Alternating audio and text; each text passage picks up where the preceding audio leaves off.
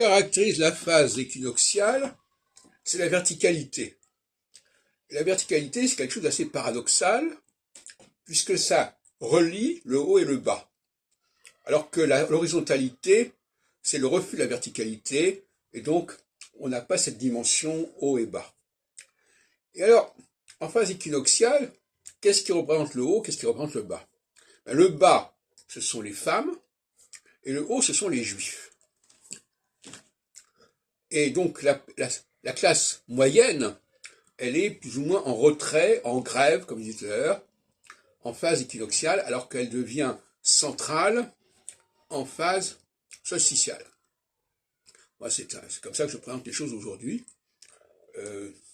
Donc, il y a deux facteurs que généralement on laisse de côté, notamment en astrologie mondiale selon Barbeau, qui ne parle ni des juifs en particulier, ni des femmes en particulier. Alors que pour moi, c'est fondamental, c'est l'articulation même de la lutte des classes, de la verticalité, etc. Et c'est beaucoup plus important, en ce qui me concerne, que la question de savoir si les soviétiques vont l'emporter sur les États-Unis, comme le pensait Barbeau en 63.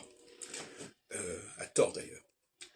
Mais enfin, c'est même pas la question. La question elle-même était mal posée, donc il ne pouvait pas y avoir de réponse satisfaisante de toute façon. Donc, il y a une notion que j'aimerais introduire, c'est la notion de NJ.